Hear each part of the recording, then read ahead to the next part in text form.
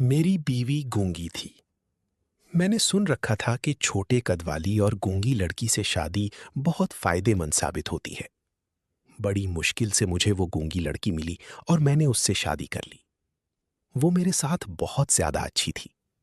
मैं जानता था कि मैं जो तरीका भी लगाऊंगा वो मुझे नहीं रोकेगी, और बिल्कुल ऐसा ही हुआ। एक दिन वो बाथरूम में थी जब मैं अंदर गया, और अपनी मर्जी से।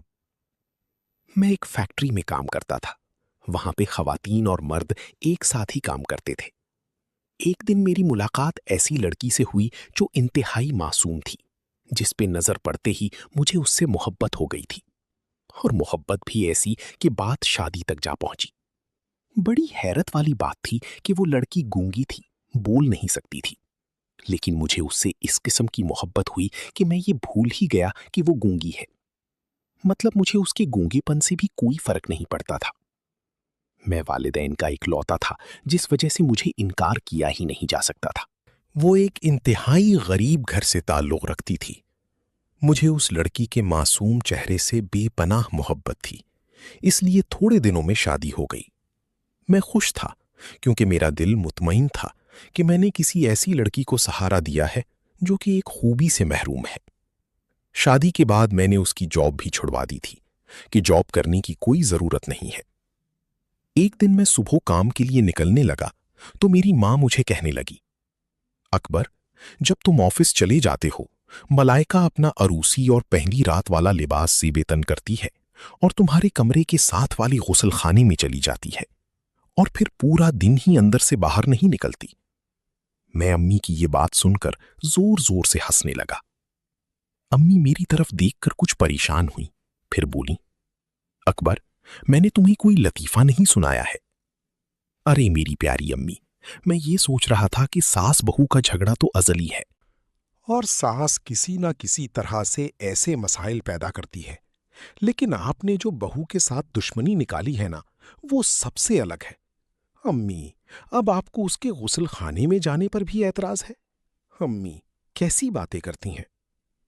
अकबर, तुमने आज मेरी बातों को मजाक में उड़ाया है, लेकिन याद रखना कि एक दिन तुम खुद इन बातों और मामलात की वजह से परेशान होगे।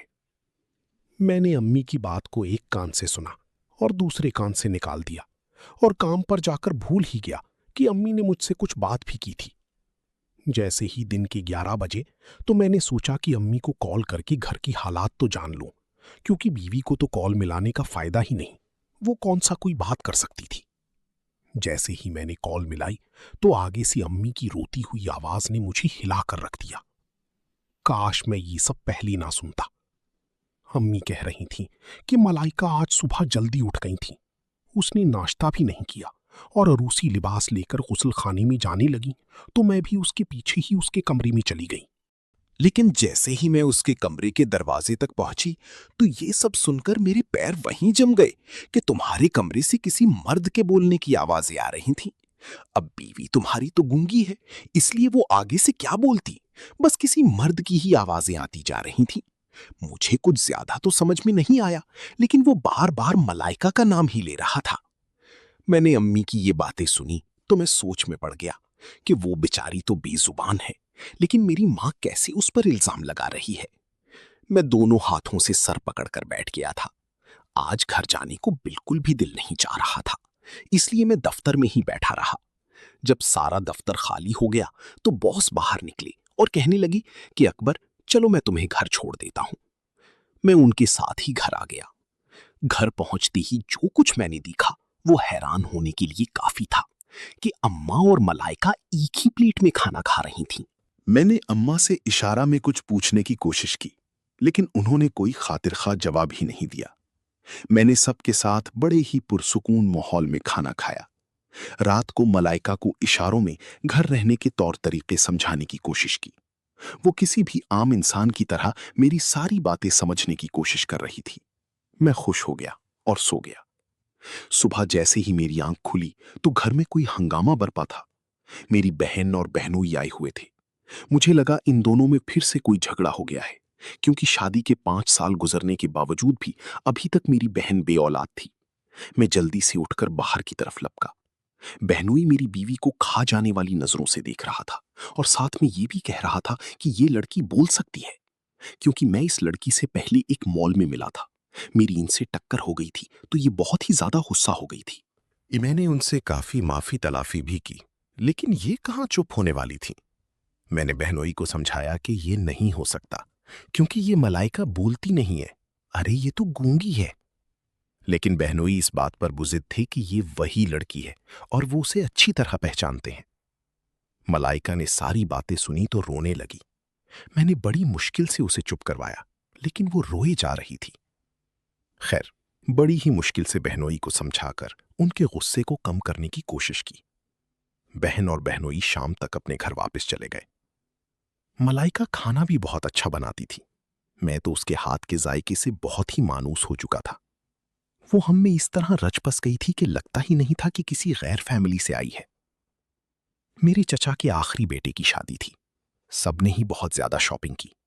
मैंने मलाइका से कहा कि वो भी जी भर कर शॉपिंग करे, लेकिन उसने सारे जोड़े ही सुर्ख लिए थे। शायद उसको सुर्ख रंग ही पसंद था।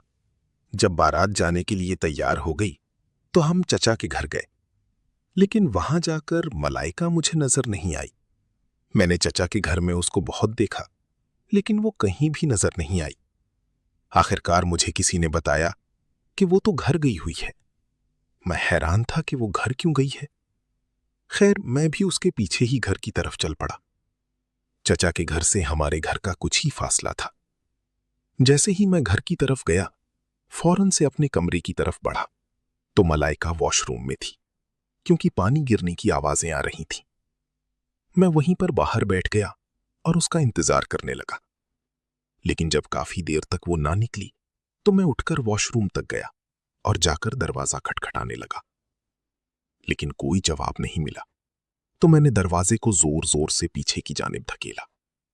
मेरी हैरत की कोई इंतहा नहीं थी। मलाइका वॉशरूम में नहीं थी, लेकिन उसके कपड़े तो वहीं पर पड़े थे। वो सारे कपड़े बहुत ही गीले थे। उसके लिबास को देखकर मेरे दिल में अजीब से ख्यालात आ रहे थे, लेकिन मोहब्बतों में शक कहां होते हैं। अभी मैं यही बात सोच रहा था कि अचानक ही मलाइका मेरे पीछे से आई और आकर इशारों में कहने लगी कि चलें अब चचा के घर। मैं उसे क्या जवाब देता। वो मेरी तरफ देखती रही और मैं बार बार गुस्ल खाने की तरफ। हैरत तो इस बात की थी कि जब मैं कमरे में मौजूद था और गुस्ल खाने का एक ही दरवाजा था, तो मलाइका फिर कब वहां से निकली और फिर अचानक से मेरे सामने कैसे आ गई। मैं इन्हीं सोचों में मसरूफ था कि चचा की कॉल आ गई। वो हमारा ही इंतजार कर रहे थे। मैंने मलाइका को जल्दी से लिया और चचा की तरफ चल पड़ा। शादी बड़े ही अच्छे अंदाज में हुई थी। हम लोग घर वापस आ चुके थे, लेकिन अम्मा को चची ने कुछ दिनों के लिए अपने पास ही रोक लिया था। हम घर में दो ही लोग थे। जिंदगी अच्छी गुजर रही थी। अब कभी कभी मेरे दिल में ये ख्याल आता कि मलाइका भी बोलने के काबिल होती, और मैं इस बात की दिल से दुआ भी करता था। एक दिन अम्मा जब घर वापस आईं तो कहने लगी किसी रोज चचा की फैमिली को बुलाएंगे और उनकी दावत भी करनी है, क्योंकि उनके बेटे की नई नई शादी भी हुई है। मलाइका ने कभी भी किसी बात पर एतराज नहीं किया था। उसने बेहतरीन खाने बनाए और खूब तारीफें समेटी। कुछ दिन ऐसे ही गुजर गए कि एक दिन अम्मा मलाइका से कहने लगी कि मुझे पोते की खुशखबरी कब सुनाओगी। ये बात मेरे सामने हुई और मलाइका ने इस बात पर रो रो कर सारे घर को सर पर उठा लिया था। मैंने उसे समझाया, अम्मी ने कोई ऐसी बात नहीं की, लेकिन अगर तुम्हें ये सब नहीं चाहिए तो कोई मसला नहीं है। हम कुछ अरसे के बाद बीबी पैदा कर लेंगे। मेरी इस बात से वो कुछ मुतमईन तो हो गई, लेकिन वो पहली जैसी मलाइका नहीं रही। मैं इस बात पे कुछ परेशान तो हुआ, लेकिन हकीकत तो यही थी कि अब मुझे खुद भी बच्चे की चाहत सताने लगी थी। एक दिन मैंने दफ्तर से छुट्टी कर ली, क्योंकि अम्मा को आए दिन एक ही बात पे एतराज था कि बहू रोज वॉशरूम में घुस जाती है, फिर वहां पर बैठकर न जाने क्या करती है। मैं ये एतराज सुन सुनकर अब परेशान होने लगा था। सोचा क्यों ना आज के दिन अम्मा की इस वहम को दूर ही कर दूं। मैं मलाइका से पहले ही जाग गया था। मलाइका दिन के 11 बजे उठी और उठते ही पहले कपड़ों वाली अलमारी के पास गई और फिर उसने वही अपना अरूसी लिबास निकाला और वॉशरूम में चली गई। वॉशरूम में जाने से पहले मैंने उसके चेहरे को बगौर देखा तो मुझे ऐसा लगा जैसे उसकी आंखें लाल हो रही हों शायद रोती रही हो। मेरा दिल तो उस वक्त काफी बेजान हो गया था। मैंने उस लम्हे खुद पर काबू पाया और उसकी तमाम हरकतों पर नजर रखे रहा। और वो अरूसी लिबास लेकर जैसे ही वॉशरूम में घुसी तो उसने जाते ही दरवाजे की कुंडी लगा ली। मैं उसकी एक एक हरकत को नोट कर रहा था। 1 घंटा गुजर गया, लेकिन मलाइका वापस नहीं आई। इसी तरह पूरे 6 घंटे गुजर गए। मैं परेशान हो चुका था, क्योंकि ना तो अंदर से पानी गिरने की आवाज आ रही थी और ना ही किसी की हरकत की। बस किसी आदमी की आवाजें आ रही थीं। मैंने जल्दी से अपना पिस्टल निकाला और वॉशरूम के पास चला गया। जैसे ही मैं कुछ करीब हुआ तो मुझे ऐसे लगा कि जैसे अंदर मलाइका के अलावा भी और कोई है। अब तो गैरत का मसला था। मैं वॉशरूम की दीवार पर बनी खिड़की के ऊपर चढ़ गया, लेकिन अंदर वॉशरूम में जो मंजर मैंने देखा तो मेरे पैरों तले जमीन ही निकल गई। मैंने जो कुछ अंदर देखा, ये किसी भी सूरत मेरी गैरत को गवारा नहीं था। मलाइका अंदर गुसलखाने की फर्श पर बैठी हुई थी। उसके जिस्म पर कोई सुर्ख लिबास नहीं था। बल्कि गुसल खाने में तो सुर्ख लिबास ही नहीं था, लेकिन वो यहां जिस मर्द से बातें कर रही थी वो भी अब यहां नहीं था। ये सब क्या था? मैंने चीखते हुए उससे पूछा कि तुम बोल सकती हो, फिर गूंगी बनने वाला नाटक क्यों किया? जब से शादी हुई थी मैं आज पहली दफा उससे इस लहजे में बात कर रहा था। वो सूखे हुए पत्ते की मानिंद मुसलसल कांप रही थी। मैं उसे वहां से कमरे में लेकर आया और उसे कहा कि तुम्हारा अरूसी लिबास कहाँ है? तुम वो लिबास रोजाना साथ लेकर जाती हो, लेकिन अब वो वहां पर नहीं है। अम्मा मुझे रोज ही तुम्हारे बारे में कुछ ना कुछ कहती थीं, लेकिन मैं ही उनकी किसी बात पर तवज्जो नहीं देता था। तुम मुझे ये बताओ कि वो बदबख्त कहाँ है जिसके साथ तुम वॉशरूम में बैठकर बातें करती हो? मलाइका मुसलसल रोती जा रही थी। वो एक लफ्ज भी बोल नहीं रही थी। मैं उसे कई दफा बता चुका था कि मुझे हकीकत से आगाह कर दो, वरना इस बात की नताइज बहुत ही बुरे होंगे। लेकिन वो यही समझ रही थी कि जिस तरह से अपने मासूम चेहरे से उसने मुझे फंसा लिया था, आज भी वो ऐसे ही पागल बना देगी। तो ये उसकी भूल थी। मैंने फिर उससे पूछा कि तुम गूंगी नहीं हो, क्योंकि मैंने तुम्हें खुद बोलते हुए देखा है। तुम वाकई वॉशरूम में बोल रही थी। अब बताओ किस बात का नाटक करके मेरे मासूम से दिल को लूट रही हो? मेरा दिल कर रहा था कि मैं उसका कत्ल कर दूं, लेकिन जब तक मैं खुद अपनी आंखों से सब कुछ देख नहीं लेता, मैं हरगिज भी उसको कहीं नहीं जाने दूंगा। मैंने उसे खींचकर ऐसा थप्पड़ मारा कि वो बेड के किनारे से जाकर लगी और फौरन दर्द से कराहने लगी। मलाइका, अगर चाहती हो कि इस घर से खैरो आफियत से जाओ, तो आज मुझे बता दो कि वो कौन है और इस वक्त कहां है। मलाइका नहीं बोली। मैंने चीख कर अम्मा को बुलाया, जो फौरन मेरे कमरे में आ गई।